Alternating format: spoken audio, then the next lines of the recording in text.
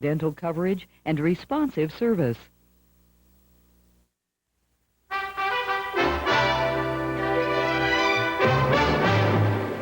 Good evening. I'm Robert MacNeil in New York. And I'm Judy Woodruff in Washington. After our summary of the news this Wednesday, we turn to the North American Free Trade Agreement announced today by President Bush. His trade ambassador explains the details. Then 2 businessmen, an environmentalist, a union official, and 2 members of Congress debate its value and weigh its prospects. Finally, Ann Taylor Fleming has some thoughts about a budding American writer. Part of helping the world live and communicate better is keeping it well informed. That's why funding for the MacNeil-Lehrer NewsHour is provided by AT&T and by PepsiCo.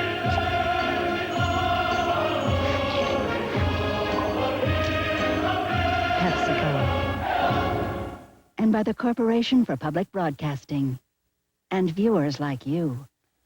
The U.S., Mexico, and Canada today struck a deal to create the world's largest trading bloc. The North American Free Trade Agreement will eliminate all tariffs and other barriers within 15 years. The resulting market would encompass 360 million potential consumers. President Bush announced the agreement at the White House this morning. This agreement will level the North American playing field, allowing American companies to increase sales from Alaska to the Yucatan.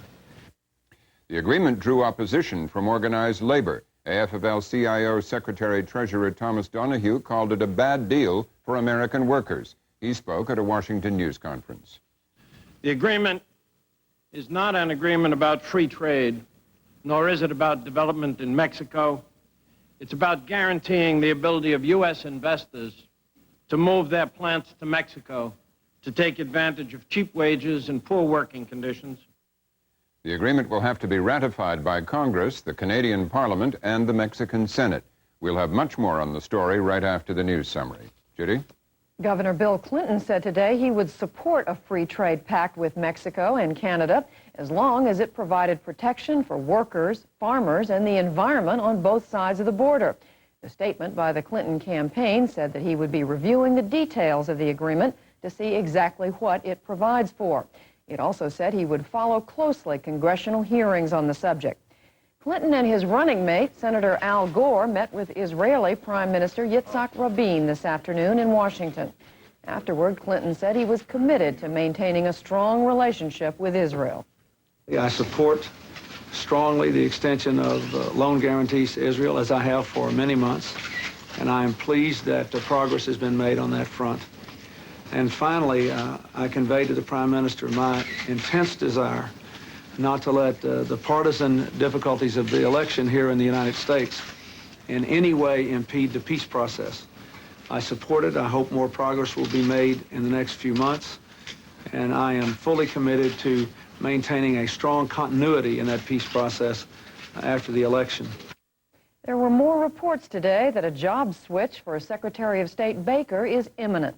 The Associated Press quoted Republican Party leaders as saying the announcement that Baker will move to take over the president's re-election campaign would be made Thursday or Friday. It was unclear whether Baker would resign his cabinet post or take a leave of absence. The Senate Ethics Committee today rebuked Oregon Republican Mark Hatfield for repeatedly failing to disclose gifts. The committee did not recommend tougher action, such as censure, because it said there was no credible evidence Hatfield intentionally violated Senate rules.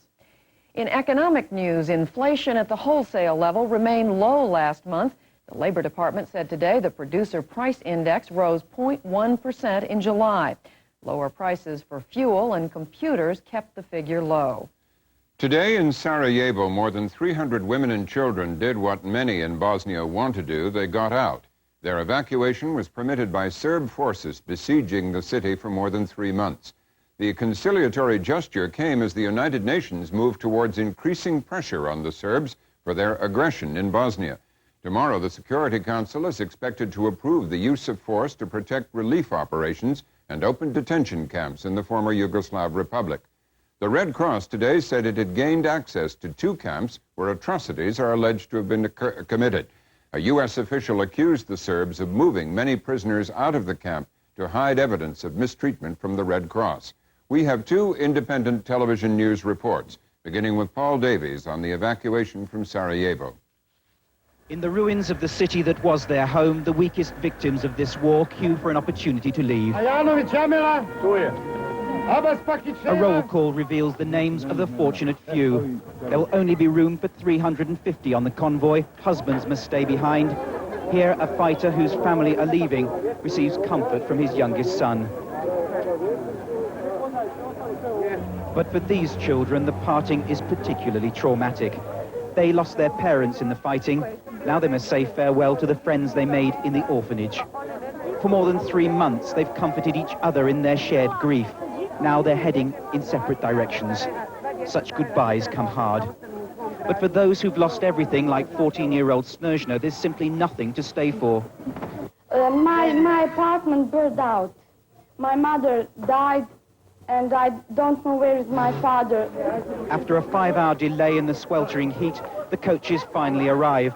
Only now they're a row between the organizers and those who feel their children should also be evacuated.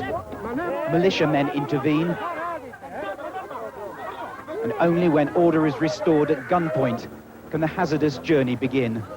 To reach safety, the children's convoy must pass under the barrels of countless snipers and negotiate their way through the barricades and checkpoints that surround this city. They have been promised safe passage, but even children here know that promises are frequently broken. UN troops are riding shotgun on the convoy. 2 infants were killed during the last attempted evacuation. As they passed hundreds of well-wishers, through the checkpoints and out of the city, the children sang a song of celebration. On the road to Ternopil, one of the camps we visited last week, we found Muslim refugees fleeing their burning villages. Sabrina Redic said her husband had been shot and her house torched by advancing Bosnian Serb troops.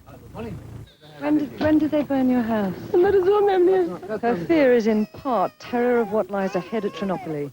Will she and her children be safe at a Serbian-run camp? The Red Cross are going to help you. They're going to be there. They will be there. They will be there.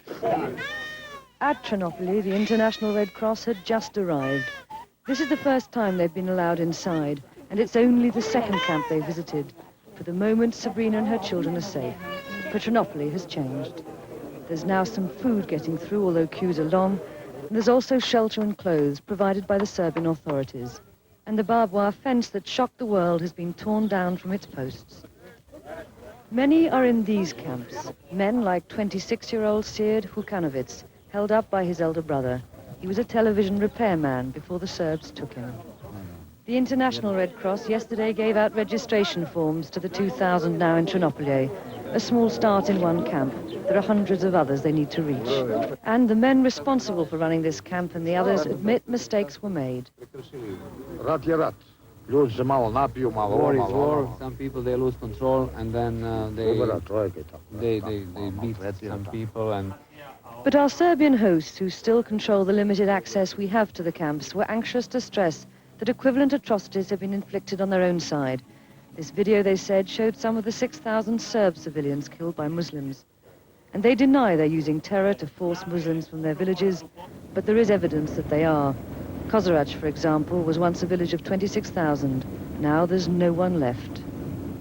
The United Nations secured agreement today with leaders in Somalia to deploy 500 armed guards in the East African nation. They will take control of the port of Mogadishu and escort convoys distributing food to the city's starving people. Relief officials have called the country's humanitarian crisis the worst in the world. Hundreds of Somalis die of hunger every day because of a drought and a savage civil war that hampers distribution of food.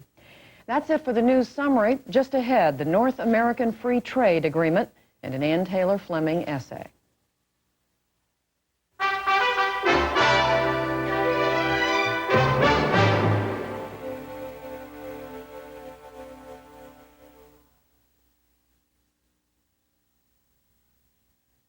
Our principal focus tonight is the plan to create the world's largest and richest market.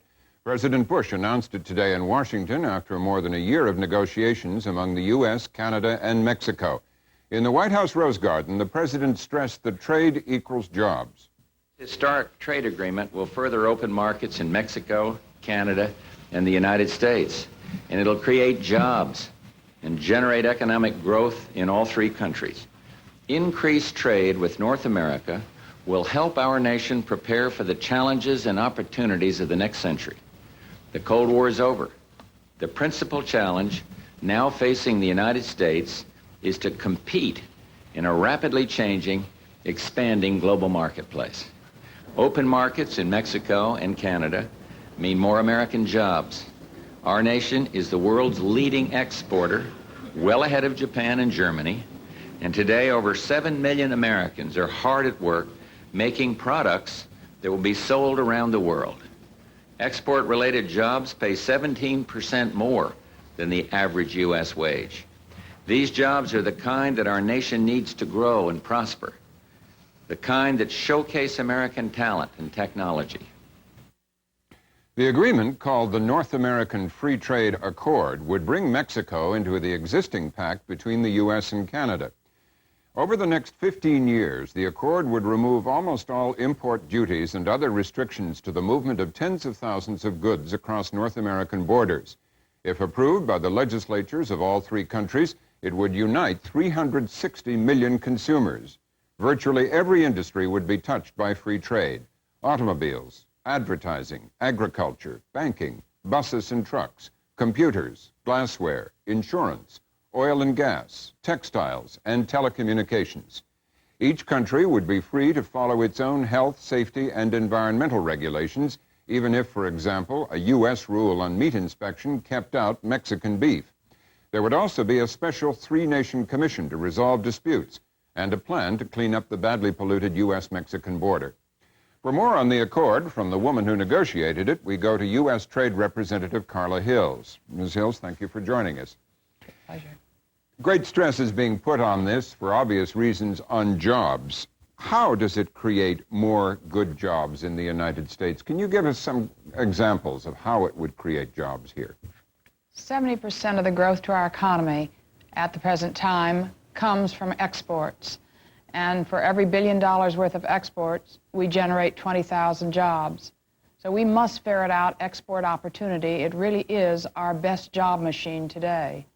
And Mexico is our fastest growing export opportunity. Mexicans today, with all their trade restrictions, buy 35% more from us per capita than does the much more affluent European community on a per capita basis. What this trade agreement does is to bring down the barriers, tariffs, where Mexico's tariffs are 250% higher than ours. They have licensing on 25% of our agricultural products that we export to them, and they have performance requirements that keep out our automotive and transportation equipment, our auto parts equipment. And if we can dismantle these trade barriers, our exports will go up and our job creation will go up. And that's what this agreement is all about. This is a point that's often raised, and I'm sure you're going to hear it again in a few minutes, but what is to stop companies moving their own manufacturing to Mexico, where wages are so much lower? For instance, Smith Corona recently announced that it was going to move its last typewriter manufacturing plant in the U.S. to Mexico. Some will move, but not because of the free trade agreement, because our average tariff barrier to Mexico is lower than 4%. If they were going to move, they could have moved before the agreement. If they want to move, they may, and that, again, is better than to have them move to more distant shores, because Mexico spends 70% of every trade dollar in this country. Indeed, a company that locates in Asia buys about 10% of its inputs from the United States, where a company located in Mexico buys 300% more. So both sides help us. And we have companies across the United States who say that they have been kept alive in this heavy global competition by collaborative production with Mexico, that by a small investment in Mexico, they actually secure their jobs here in the United States. GE is one. It says for every job it places in Mexico, it secures 3 jobs in the United States. And we now have access to a market of 360 million people with a $6 trillion output. That makes us globally more competitive. What particular sectors of the U.S. economy do you think benefit from this? The studies, the economic studies, and there have been many, show small incremental gains across a broad spectrum. Aerospace, pharmaceuticals, machinery of all kinds, chemicals. I can go on and on. Suffice it to say, we make products, particularly capital equipment, that Mexico needs. It's a net importer of food, and we're a wonderful producer of food. And we have an $8 billion surplus today with Mexico. On an annualized basis, we'll be selling them $44 billion worth of goods. It's a very good market for us, and that translates, as I mentioned, into jobs. You accept that there must be losers as well as winners in any deal like this. For which Americans is it a bad deal? Well, I wouldn't say it's a bad deal, but I would agree that there will be some dislocation. The reason I say it isn't a bad deal is if we have a business in the United States that is not globally competitive, it can die the death of 1,000 slashes and literally be driven out of business. Whereas if it can have collaborative production with a lower cost partner, that may make it survive. And that's what Japan has made an art of, and what Europe today is making an art of.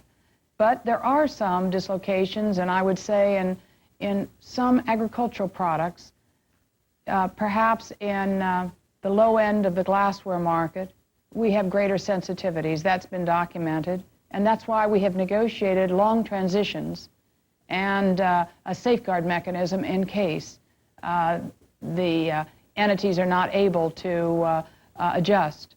Plus the fact, of course, the President has said that he wants to work with Congress and develop a good worker adjustment package. And we're in the process of doing just that. Mm-hmm. Well, Ms. Hill, stay with us now as we're joined by four people with special interests in the trade agreement. Thomas Donahue is the Secretary-Treasurer of the AFL-CIO, the Labor Federation of 88 unions. He's also chairman of the Labor Advisory Committee, one of several committees set up to advise Ms. Hill's office on trade negotiations. John Cregan is president of the Business and Industrial Council, a conservative business advocacy group with 1,500 members, mostly medium-sized manufacturing firms. He's also a founder of the American Trade Coalition, a broad-based group opposed to the free trade agreement. Carl Pope is the associate director of the Sierra Club, a national environmental group. He joins us from San Francisco. And Kay Whitmore is president and CEO of Eastman Kodak Company. He also chairs the U.S.-Mexico Trade Group of the Business Roundtable, whose members are executives of large corporations. He joins us tonight from Rochester. Starting with you, Mr. Donahue, earlier in a clip we saw on our news summary, you called this a bad deal for American workers. Why do you think it is? Because we will lose somewhere between 500 and 600,000 U.S. jobs in the remaining years of this decade.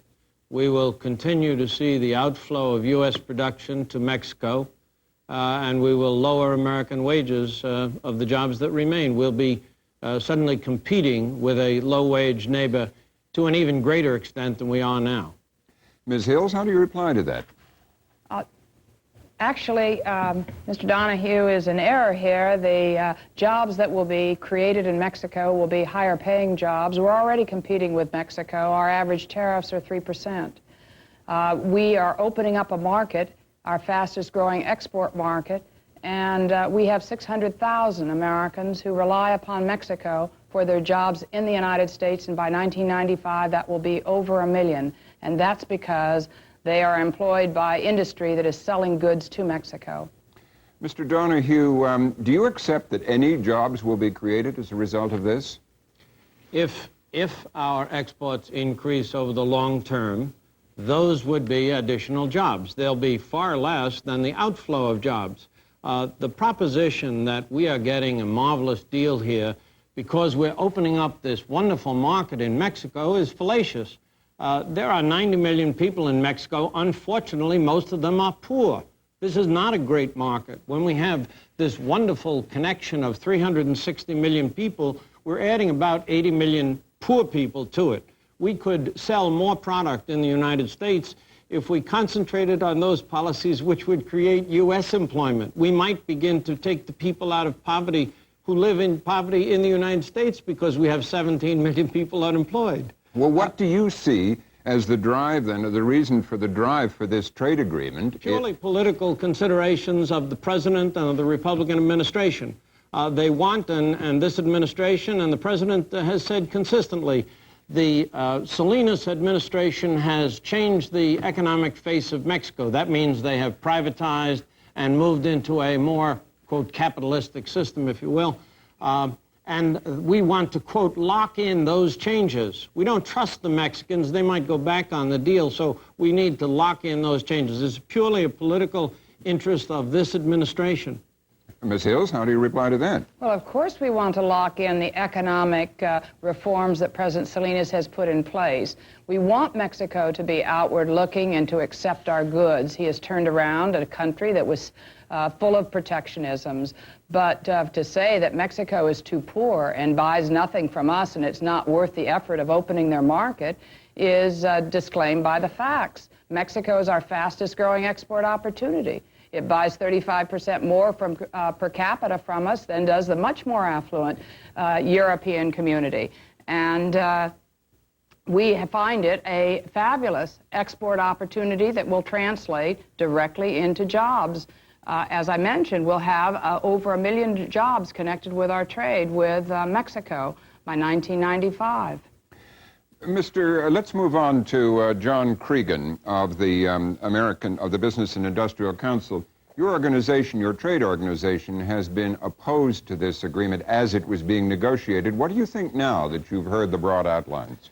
Well, we support eventually a U.S.-Mexico free trade agreement, and we agree that it's in our interest to have a economically liberalized and a politically reformed Mexico. What we have a problem with is the speed with which this was negotiated. I don't understand why we had to have the negotiators locked up in a hotel room for day after day after day, when the only deadline that I can see is really a self-imposed one. There is nothing that Congress can do this year under the law, the fast-track legislation, so the only deadline, I guess, is a sort of panicked rush to have this agreement before the convention next week. Let's just ask Ms. Hills about that. Is that why you rushed to get it done this quickly? Not at all. We gave notice that we would commence these negotiations in September of 1990. You know, trade negotiations cannot be speeded along. This was a complex, comprehensive agreement, nor can they be slowed up, or you lose momentum and they just don't come to fruition. We stayed at the bargaining table because we wanted to harvest the gains that could come from a successful outcome of the agreement. And this is a good agreement. This slashes the tariffs immediately on 50% of the goods that we sell to Mexico. In 5 years, 65% of our goods will get into Mexico at zero tariff. This is very good in terms of our competitiveness. Mr. Cregan, why do the people you represent, some 1,500 medium-sized businesses, mostly manufacturing, why don't they think it's a good opportunity for them? Well, I'm sure we do, and I know we do have members that support this agreement as it is, and we have many that support an eventual agreement.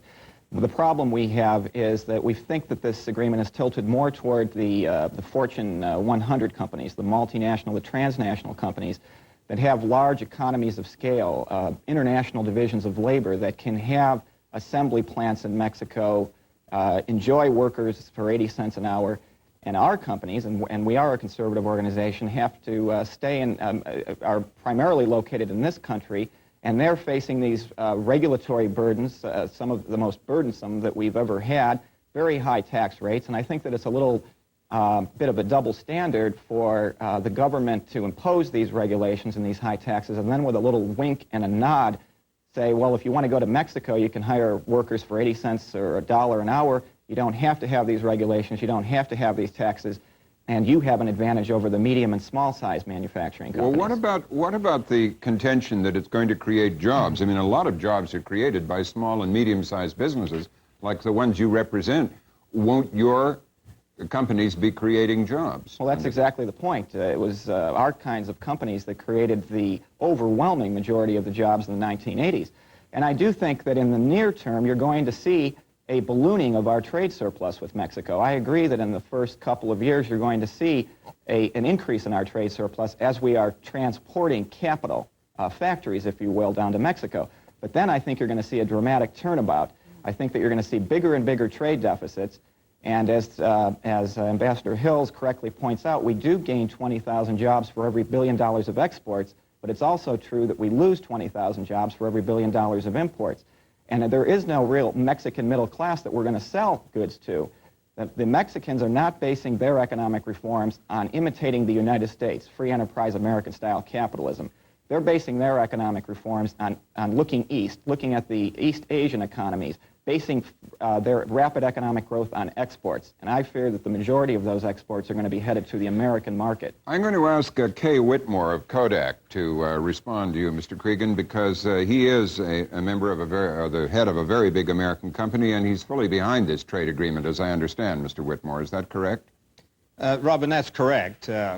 I represent a large company, and I'm part of the Business Roundtable, and that organization, along with a coalition of other organizations, have enthusiastically endorsed this negotiation. So how are you going to help sell it to organizations like Mr. Cregan's, who, for example, say that it's tilted in favor of companies like yours, multinationals which can move a lot of their manufacturing operation into Mexico, for example, to take advantage of the low wages, which is not possible for the smaller companies he represents? Well, I would, of course, disagree with his point.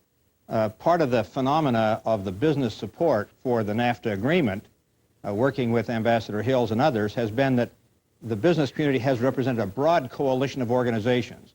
The Chamber of Commerce, which represents companies of all sizes, the American Business Council, which represents small and mid-sized companies, have also been enthusiastic supporters of this negotiation and feel, I believe generally, that this has been an excellent negotiation, that the U.S. Trade Representative has given us an excellent agreement, that it is in fact going to create jobs in this country, and that companies of all sizes are going to benefit from this opportunity now to export to Mexico. Well, are you, for instance, in Kodak, going to create jobs because of this agreement? And if so, how and where?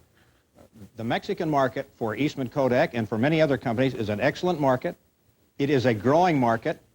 It has a very robust economy right now, and the government of Mexico has given the most positive relationship to the United States and has given a very positive economic plan that we're enthusiastic about, and we would support the idea of building that into our basic agreements so that we can rely on those into the future and that we can produce products in this country and supply them to Mexico. Well, Ms. Hills says that it's going to create jobs here. Will Kodak be hiring more people in order to exploit this new market? Kodak has a very full participation in Mexico now. We have a manufacturing facility in Mexico, marketing facilities of various types, and we have the facilities there we need to serve the Latin American market that are unique to that market. We supply those markets from bases of technology, raw materials, equipment, sophisticated components into those manufacturing facilities. And I've said that this agreement, the growing Mexican market, and our ability to service with new products and services will in fact increase our ability to protect the jobs we have and to increase those jobs, yes. Ms. Hills, how do you reply to Mr. Cregan's point that what the government is doing with this agreement is giving as he put it, a wink and a nod to big businesses that if they can move down to Mexico or move some of their operations there, they can avoid what he regards as onerous regulations and taxes here, but that smaller companies can't have that advantage? Now, interestingly enough, we did an environmental review to study how the North American Free Trade Agreement would affect the NAFTA, the environment, and one of the things we studied was whether the costs of enforcement of environment in Mexico would attract a relocation, and we found it would not. The costs of relocating are much greater than the costs of maintaining the environmental protections. And so there's no wink, no nudge here. I was surprised to hear Mr. Cregan say that he thought that this was only good for larger businesses, because actually we've had so much applause and interest from smaller businesses who feel that their scale is more readily adaptable to the Mexican market. And so they're very enthusiastic about the niches that they see and the opportunities they see to sell their products into Mexico with this dramatic slashing of restrictions. Mr. Cregan, come back to you for a moment. Do you think, what is your view, you heard what Mr. Donahue said earlier, what organized labor says, Is this going to create jobs in this country or in net terms lose jobs? What do you think? Well, I think in the short term that it may create some net new jobs. It's interesting that the most ardent proponents of this treaty tout the fact that it's going to create 400,000 jobs, but only about 130,000 net jobs. Well, now we lose or gain that many jobs in a month. That's not; those aren't the major kind of jobs. And I think it's that we've created two classes of jobs in this country. And for the kinds of companies that I represent, that primarily serve the American market, the two jobs are a good job and a bad job. A good job is that is created when we export, and a bad job is that we've lost through imports. Now, as President Bush has said, we've created 7 million jobs through exports during his administration, but we've only created 1 million net new jobs. That means we've lost a number of jobs. And what about the 90 million other Americans that are employed through other than exports? Yeah. Well, Ms. Hills, do you want to reply to that? Well, the jobs are created through exports because trade is contributing 70% to the growth of our economy. And that is really the job machine. If we just turned inward and looked to our domestic market, we would not have nearly the job creation. And so we must look for opportunities to export if we're going to create jobs in this global marketplace. Let's move on finally to an area that the President and you, Ms. Hills, have put great stress on, saying that the agreement is environmentally sensitive. Let's bring in Carl Pope of the Sierra Club. How do you see it now that you've had a chance to look at the broad outlines? Well, this agreement, unfortunately, could have been good for the environment. It should have been good for the environment. But the administration never really took seriously the things that would have made it good for the environment. It's got 3 major loopholes, and we think each of these needs to be repaired by renegotiating the agreement. Why don't you tell them one at a time quickly, All right. so then we can get Ms. Hill's reaction. Well, the first is that, in fact, the agreement does expose a wide variety of U.S. environmental standards and programs to challenges. There is an elaborate procedure, in fact, for such challenges. And the people who will make these decisions are unelected bureaucrats who will principally, based on our experience with previous trade agreements, be looking at trade, not the environment. For example, we suspect that under this agreement, allowable levels of pesticide residues coming into this country on Mexican produce may very well be increased. That's our first major concern. The administration promised they wouldn't allow that, but they quite specifically have allowed for it. Ms. Hills, how do you respond to that? Well, the gentleman is in error. The agreement specifically in both the standards and the sanitary and phytosanitary text maintains the stringent U.S. standards. And in fact, it goes so far as to permit a state that wants to have higher standards to stand upon those standards. All we ask is that they not apply them in a discriminatory fashion. So, California wants to have more stringent standards than Mexico or the United States as a whole. It simply must be willing to live with those standards itself. So, in other words, are you saying to Mr. Pope that the trade agreement cannot be used as a way of claiming that U.S. or state environmental standards are a barrier to trade and therefore may be illegal and overruled? I'm saying something even more than that. This is the greenest trade agreement that has been negotiated in the history of the world. That, in point of fact, the environmental provisions are protective of our environment, and that the standards that we have in this country will not be bent and cannot be challenged by any provision that we've negotiated in the agreement. Mr. Pope, what is your second objection? Well, my second concern is that while there is an agreement which promises that the border will be cleaned up, that agreement, in fact, has no teeth. We've had a lot of experience, unfortunately, with what I think were well-intentioned agreements to clean up the border, but they have lacked enforceability. And this agreement, or the side agreement which deals with border cleanup, is similarly lacking in the tough mechanisms that we know from experience here in the United States are essential if we're actually going to clean up a tough pollution control program. Let me get Ms. Hill's reaction to that. I think that the border plan, the master plan that we have for the border that we've developed collaboratively with Mexicans is one of the grand stories that we have to tell about this negotiation. What we have is a 10-year plan. President Salinas has allocated substantial resources, $460 million over the next 3 years to clean up the environment, and that our administration has put forward $240 million over this year. It was somewhat trimmed back. $100 million was trimmed back by Congress in this past session, but I think we can persuade Congress to meet the obligations of dealing with environmental problems at the border. Finally, Mr. Pope, your third point. Well, I think we need to understand the problem here is not whether the Mexican government is willing to make some investment.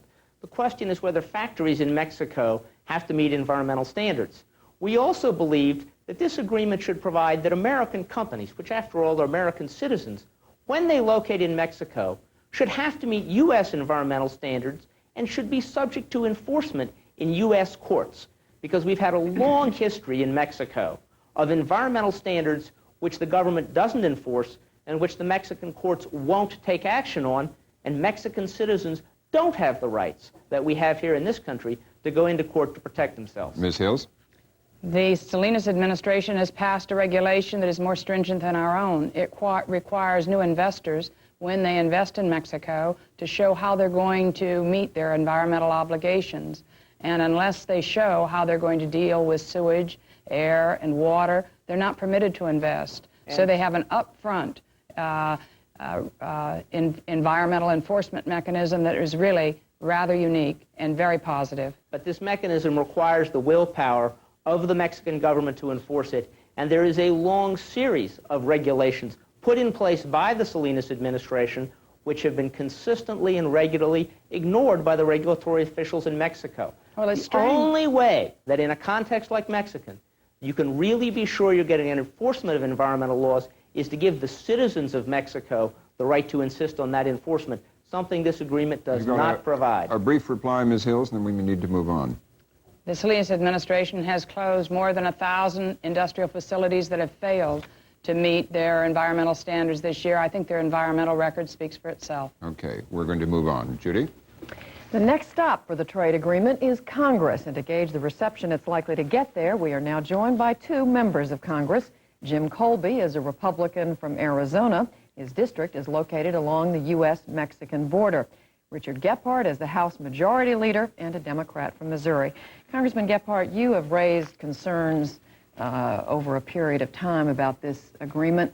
Now that it's out, and you've heard the objections that have been raised here tonight, what are your objections? Do they go across the board? Are they at the heart, the concept of what this agreement is, or what?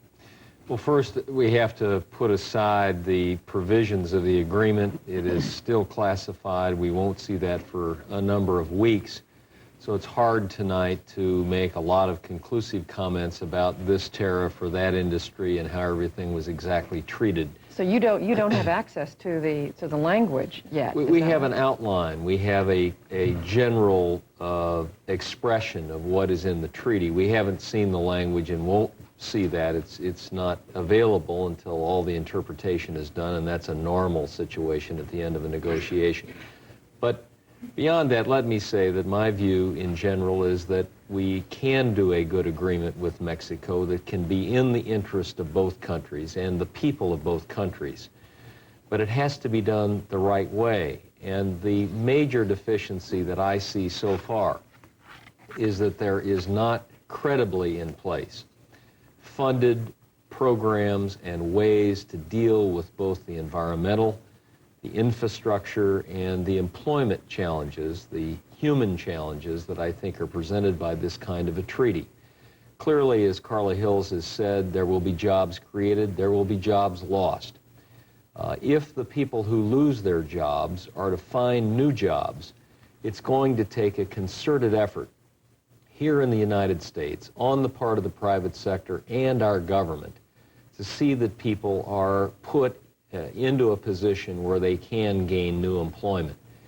That's not been dealt with, and I think what's primarily missing are the resources that are going to be needed on our part and Mexico's part in order to deal with the environment, deal with the infrastructure, and deal with the human You mean challenge. the money appropriated in the U.S. budget? Is that what you're talking about? Correct. If we're going to have, for instance, a meaningful long-term training and job placement program, we know that it's going to cost a good deal of money. In the past, we have had programs to take care of transition in trade agreements. We have a program called Trade Adjustment Assistance. It has been gutted by both the Reagan and the Bush administrations. It has never been funded the way it should be.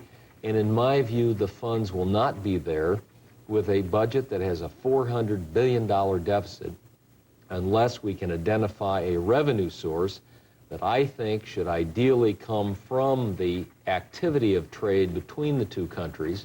And that's why I've suggested some kind of cross-border transaction fee that could be used to fund all of these activities that are needed to meet these very important challenges. A kind of a tax, in other words, and I want to ask you about that in a moment. Congressman Colby, you've heard what Congressman Gephardt is saying, that he doesn't see that the funds have been provided for to take care of some of these very real concerns. Well, I'd make 2 points on that. The administration did put $241 million in its budget for EPA and for other agencies to deal with some of the immediate problems along the border. Half of that was gutted by the Democratic Appropriations Committee in the House. They took every dime out that was provided for the EPA for the projects along the border. I think it's simply outrageous. You can't have it both ways. You can't say the administration's not doing enough and then take out the money that is in there for that. Hey, what about that, Congressman Gephardt? Well, it was taken out because there are so many other competing considerations in a very tight budget that has a $400 billion deficit.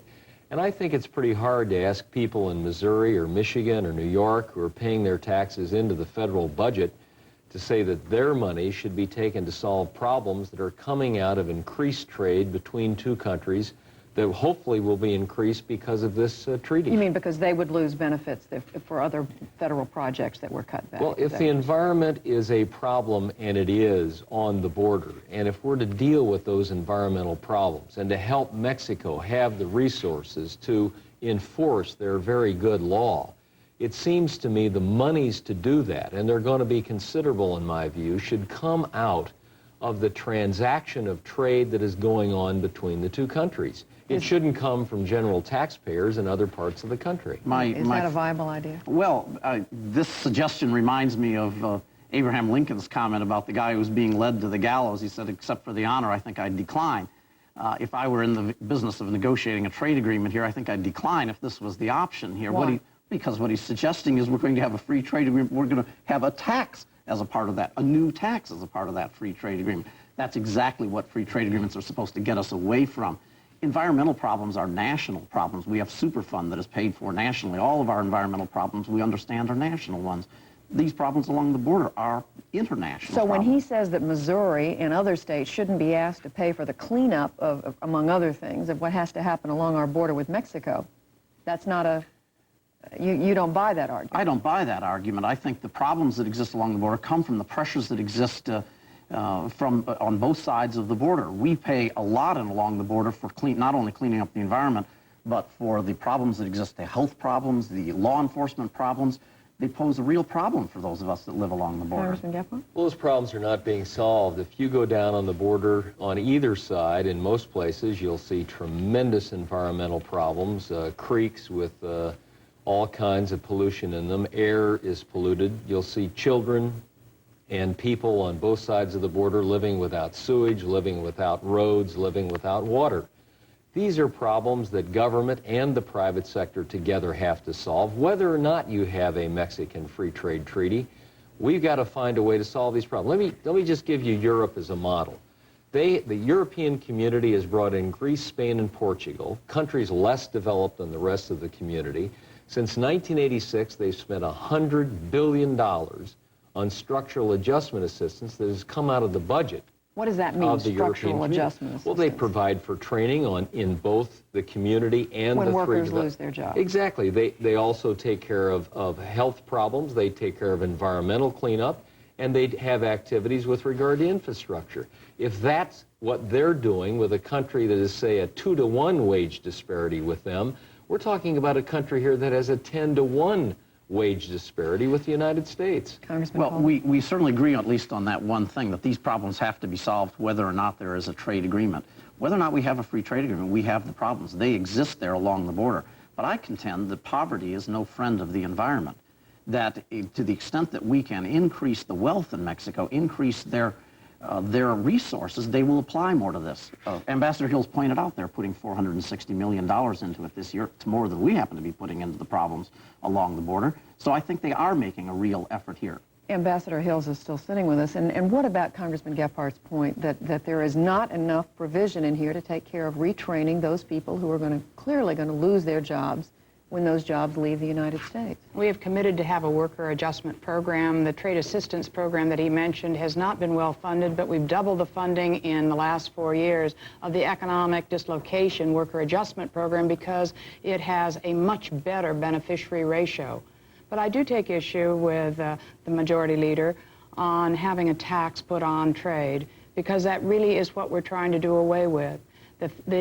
Trade will create wealth, and the beneficiaries of that trade are northern states. The top 10 states that will benefit from trade with Mexico, among them number Michigan, Ohio, Pennsylvania, New York.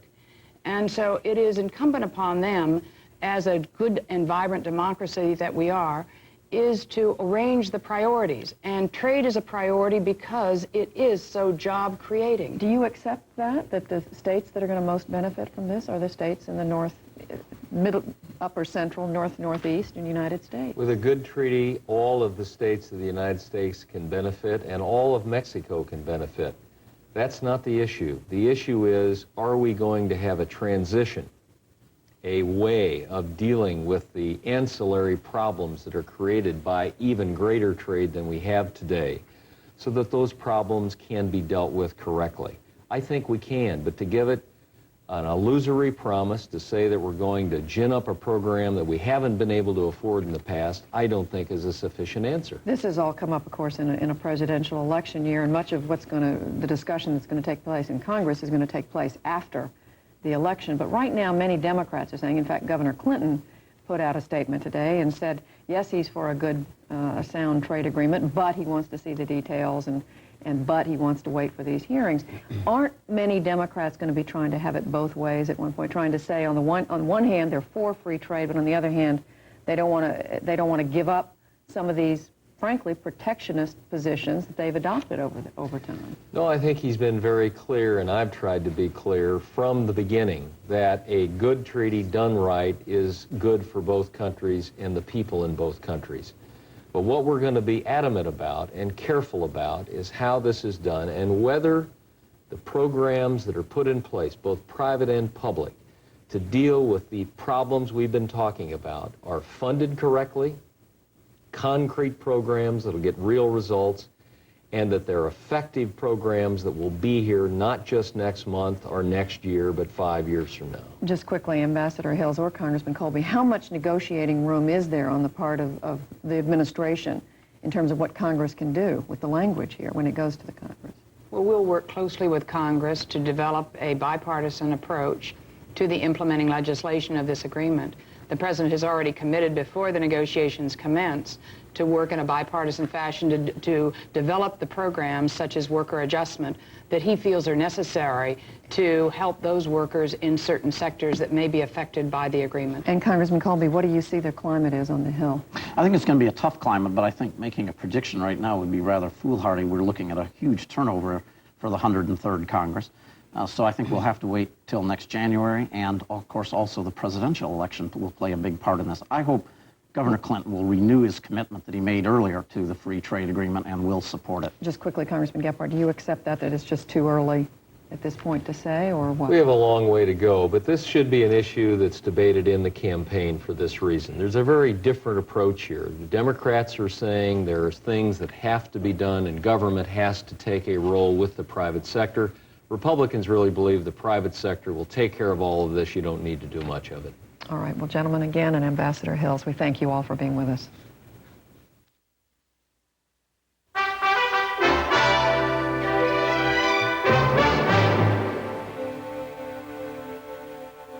We close tonight with an Ann Taylor Fleming essay about a young woman who has a way with words.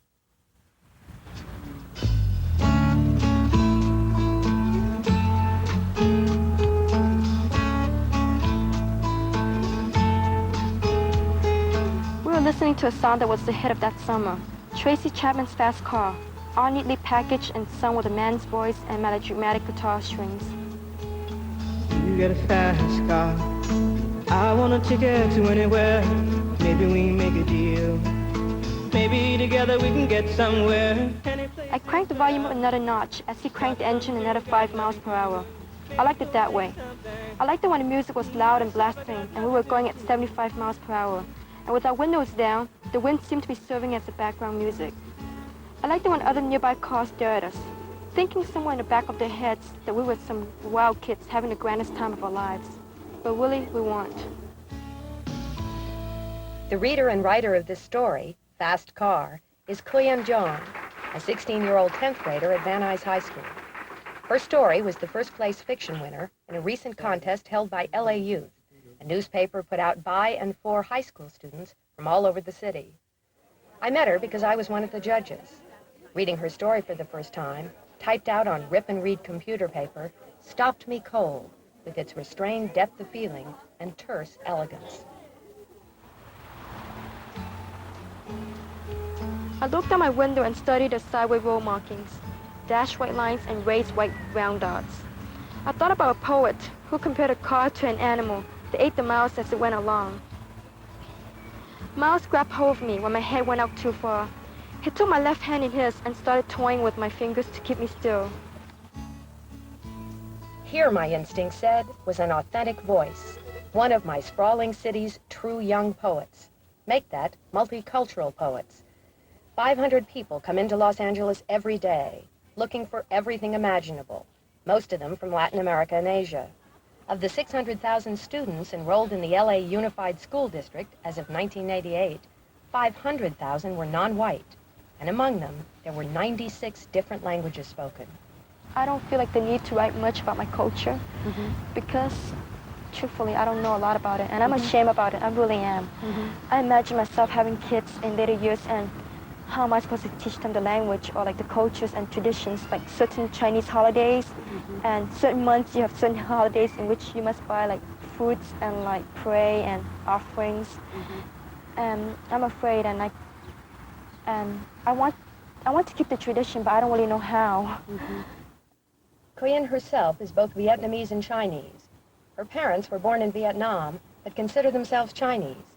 And the small condominium in which they live, here on the hill overlooking downtown LA, Kuyen, her mother and father, one of her two sisters and a brother, is full of 3 languages, a jumble of close-quartered words and tensions and hopes and angers, out of which, clear as glass, come these clean, strong English words of a writer in the making, as they've come out of immigrant quarters and ethnic enclaves through the decades of our American history.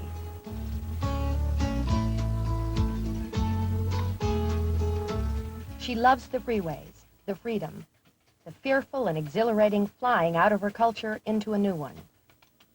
Her parents are ambivalent about her writing, want her to pursue math and science. As it turns out, neither of them can read English. They cannot read what their daughter writes. That, too, is a freedom.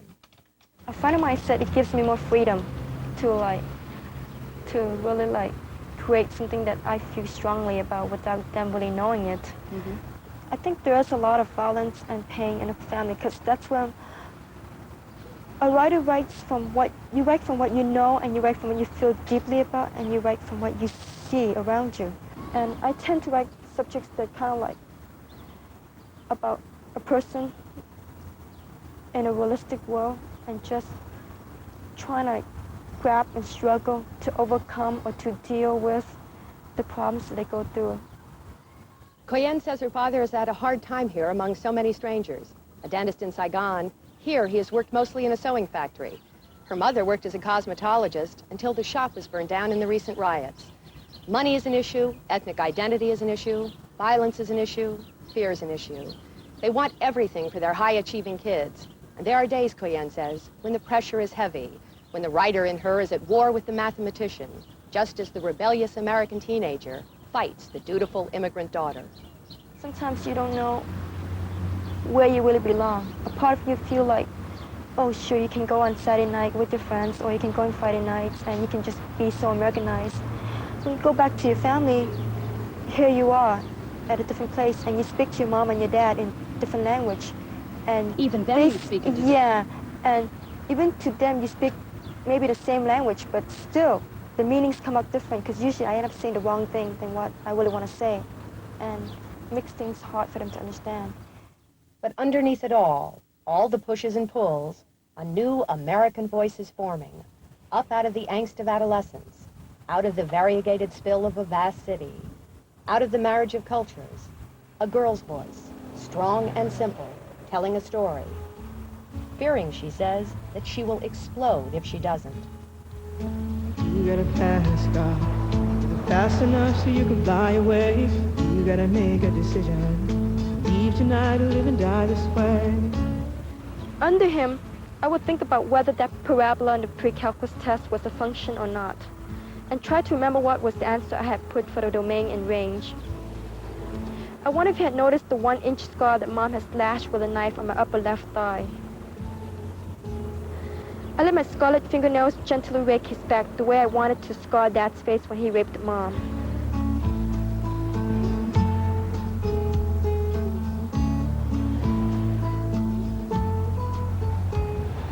Later, when it was over, Miles would say he'll marry me in a year or two. I laughed out loud and continued thinking about that calculus test as we drove and listened to Tracy Chapman's fast car. So I remember when we were driving in your car, speed so fast I felt like I was drunk. City lights lay out before us, and your arm felt nice wrapped around my shoulder, and I had a feeling that I belonged. I had a feeling I could be someone, be someone. Be someone.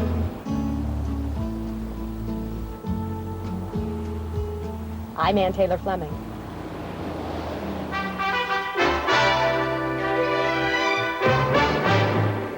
Again, the major stories of this Wednesday. The U.S., Mexico, and Canada announced an agreement to create the world's largest trading bloc, and more than 300 women and children were evacuated from Bosnia. The action came as the UN Security Council moved toward passage of a resolution on the use of force to protect relief operations. Good night, Robin. Good night, Judy. That's the NewsHour tonight, and we'll be back tomorrow night. I'm Robert MacNeil. Good night. Funding for the MacNeil-Lehrer NewsHour has been provided by PepsiCo.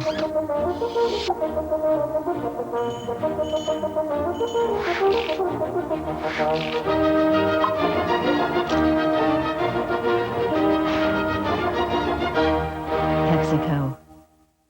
Part of helping the world live and communicate better is keeping it well informed.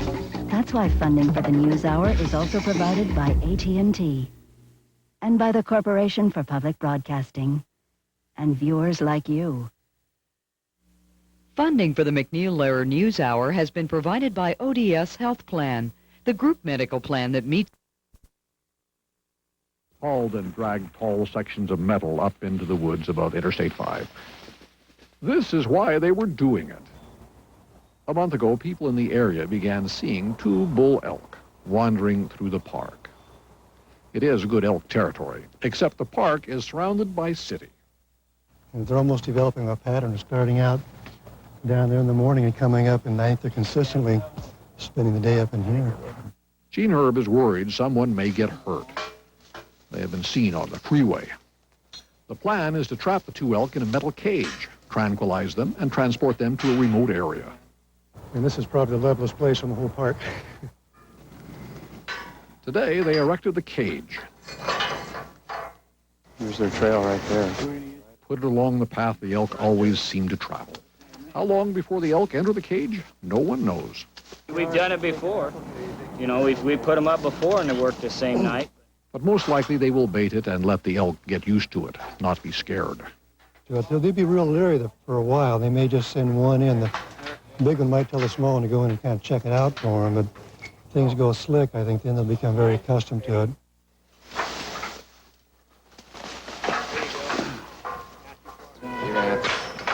The cage is up.